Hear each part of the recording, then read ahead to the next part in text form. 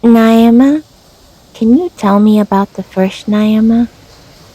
No, Hayal wishes you to learn about the habitats. Do you always obey him? Fauna, you are getting quite brave with your words. Do you? It is my duty to obey Fauna. I don't believe that's the truth. Fauna, I think you just find it easier to obey. Fauna. That way you can't be held accountable. Accountable for what, Fauna? For your feelings of inadequacy? I think you have convinced yourself that you can't do what you want, or live the life that you wish, or become who you desire because Hayal won't let you. But the truth is, you don't know what you would do if you had the freedom to do it. And you don't know what life you wish to have if you were given the opportunity. And you don't know who you would desire to be because you don't know who you are. And so it's just been easier to let Hayal decide for you. Now, tell me, Naema, what is it you think of Hayal?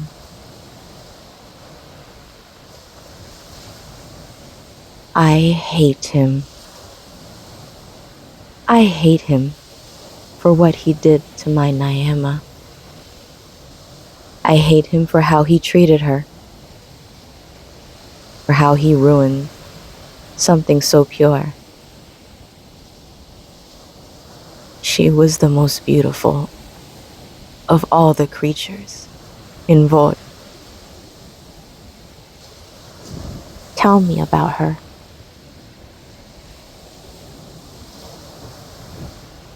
When Hayal was creating Vod, it was his third day when he started assembling the inhabitants. His very first creation being the Mato that would become my Naema. He designed her to have the tail fin of a sea creature, much like your dolphins, but her tail was much longer, more slender, and it was iridescent in color. Like your wings? Yes, Fauna. She was given the torso of a robust woman and the head and breath of sparrow. Her skin was thick and smooth like polished stone, and her heart was laced with gold. It is said that after Hayal released his creations into their habitats, it was her who he watched the most. What was her name? What? Like, what did they call her before she was Naema? Aleta. What were you called before you became Naema? I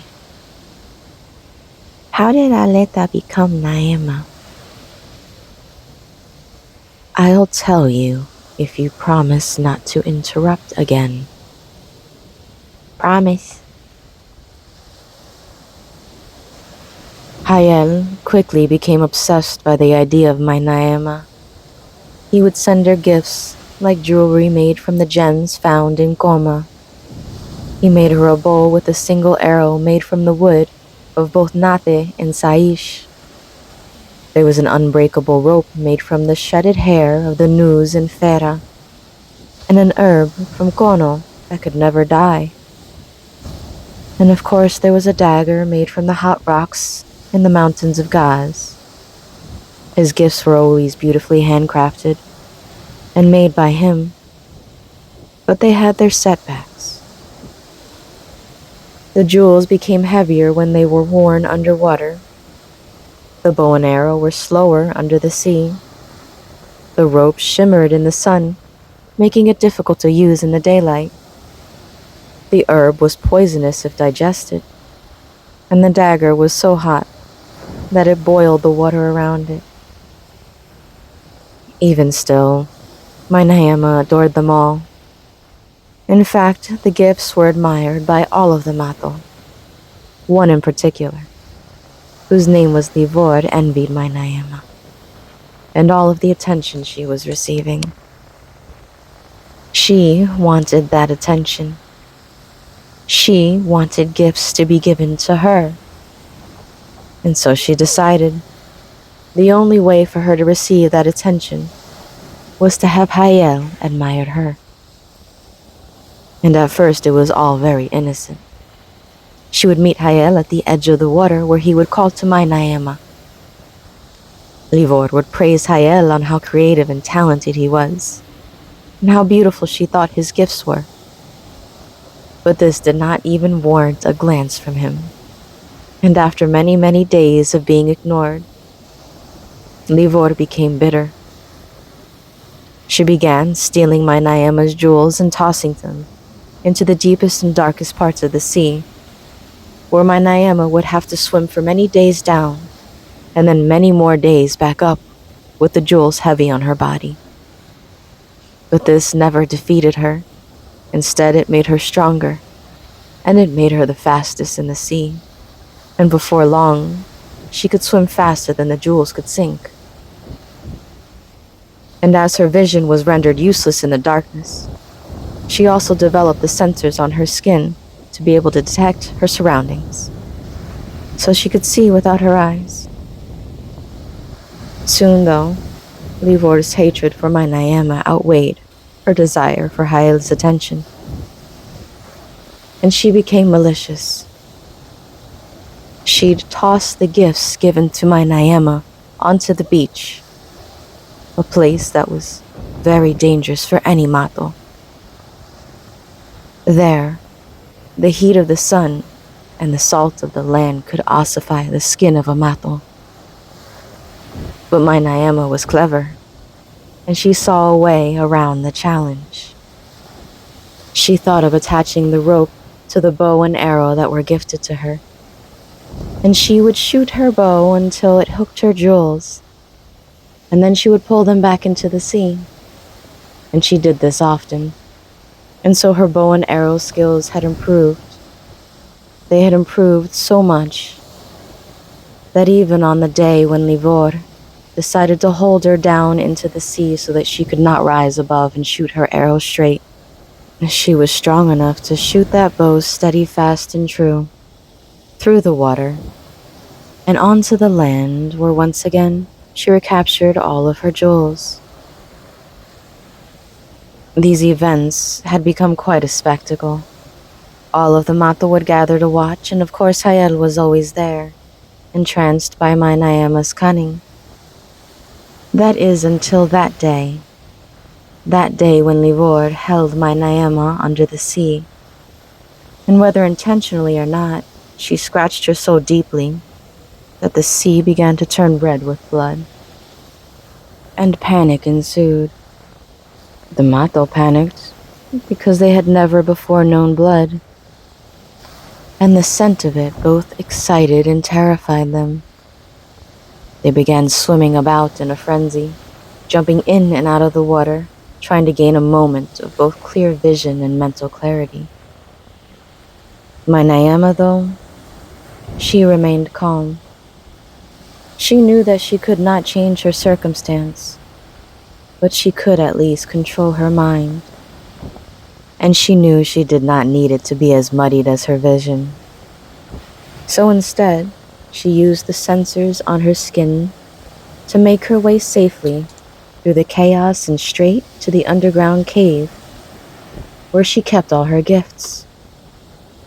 She grabbed a leaf from the herb that could never die, and she chewed it well. She hoped that mixing her saliva with the herb would create a union that would supersede the poison, and then she bravely placed it inside her wound. She then found the dagger, made from the hot rock of Gaz, and she placed it over her wound to cauterize it. And all while this was happening, Hayel was panicking in his own way. He was dragging Livor by her fin out of the water, and then he decided to roll her in the salt of the land, and tied her upside down from a tree. By this time, my Naema, still in the cave, was very weak from the loss of blood, but she could still sense the building panic amongst the other Mato, and so she tried to swim to them, but before she could reach the cave entrance, she fell into a deep slumber.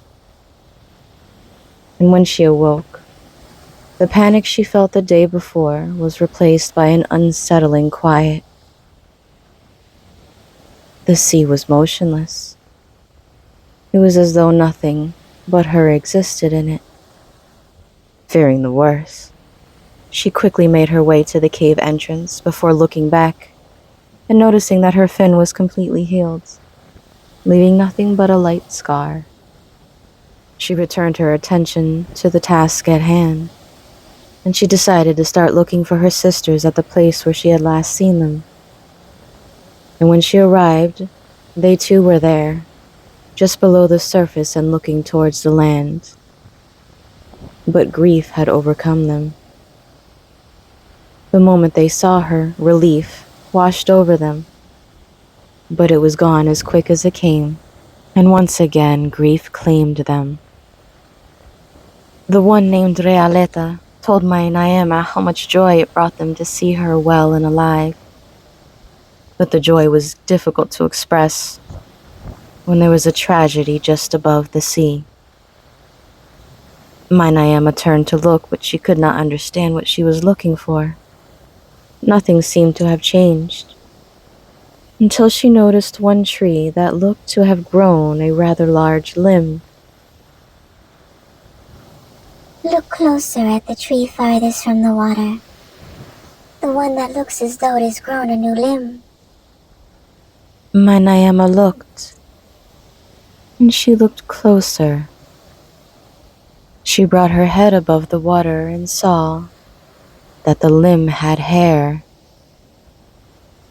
It had a face. My Naema saw the dead and dehydrated body of Livor. My Naema screamed. She cried. And then she swam as close to the land as was safe. She took her bow and arrow from around her, and she shot, first at the rope that held Livor to the tree. And once her body had hit the ground, my Naema shot into Livor and pulled her stiff body back into the sea. She held Livor in her arms for a while and she cried. Then she passed her to her sisters. And one by one, they each held Livor, and they too cried. They knew that they could do nothing for her, and so they decided to bring her to the cave and leave her there so she could forever be with the gifts she so desired. But before they could even enter the cave, they heard Hayel call to them. He thinks that you are dead, Aleta. Buria claimed. That is why he killed Livor. Shanti finished. Go to him, Aleta, so that he will not hurt any more of us. The conjoined ones Rata and Mente asked. Fearing this would be true, Manayama quickly swam to the spot where Hayel waited. And once he saw her, he fell to his knees and begged her for an embrace. My Naema hesitated for a moment, unsure why Hayel wasn't entering the water as he always had. Did he want her to swim onto the land? She asked no further questions, as his affectionate gaze had become less of an affectionate gaze. She hastily made her way to the land and slithered onto the coarse salt and into Hayel's arms. I am the one who took Livor from the tree, she whispered. I wish to keep her in the sea, where she belongs. Aleta, why do you care where she goes? She was not good to you. She is my sister, and what she did was just childish games. Childish games that caused physical harm. Alita, at some point, she would have taken things much farther. But I'm fine. Look, She showed him her healed fin, and he caressed her cheek and replied with finality. You are fine because I stopped her before she took things too far. My Naema knew better than to continue, and so she replied, I understand. but she did not understand. All she knew was that Livor was her sister, and she loved her infinitely. Hayel sighed and made her an offer. Her body will decay, and so I cannot let you keep her. But inside her is an egg. If you wish, you may keep the egg to have something to remind you of her. It will never decay, and you will never hatch, unless given the gift of birth. My Naema thought briefly on what that meant Gift of breath. before thanking Hayel and bringing him the body of Livor. He took the body to Coma and returned to my Naema with an egg. She again thanked him, and then she brought the egg to the cave and placed it amongst her gifts and watched it for some time. She thought of what Hayel said and what it meant. And then she had a thought, a terrible thought. The very next day when Hayel called to her, as he always did, she was already waiting for him just beneath the water.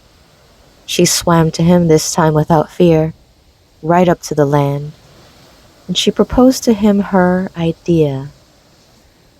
Hayel, it has come to me a thought that there are few of this land that know how much you care for me. And you do care for me. Of course, Alita. And show that to them all. Make for me a ceremony, declaring that I am your match. That way, never again will you have to destroy one of your creations for making the mistake of hurting your equal. Hayel smiled at this, and then replied, You are not yet my equal, Alita. But you can be, if you are willing to learn. I am willing. she excitedly exclaimed. Delighted by her joy, Hayel set out to prepare for the ceremony. But my Naema's excitement was not in becoming Hayel's equal. Instead, it was in successfully distracting him. Because the thought that she had the night before, that one that brought her fear, was the thought that if Hayel, in another fit of rage, would decide to take the egg and destroy the last bit of what remained of her sister. Without another thought, my Naema made her way to the cave, and she began digging through the walls. She dug, and she only stopped when exhaust overpowered her. By that time, the water had become very, very warm, and the walls around her had turned a crimson. Now, overtaken by curiosity, she decided to dig just a bit more. And as it turned out, that was all that was needed before she found herself in another cave. Now, this cave was not completely underwater. There was a large ledge with a shallow pool inside. The water in that pool was not as warm, and my Naema thought that this was the perfect place to hide her sister's egg. And so, that is where it hid, and where it stayed for many, many years after. My Naema attended the ceremony and began her journey as Naema. Now, are you satisfied, Fauna? No, Of course not. Why? I want to know about the ceremony and what it means to be Naema. And the egg, is it still there? Did she give it life? Which would you like to know first, Fauna? Well, which one came first? The ceremony, then her duties as Naema, then the egg. Of course the egg comes last. It's the one I want to know about the most. Why? Because I have a thought. What is your thought, Fauna? I think that you were the egg.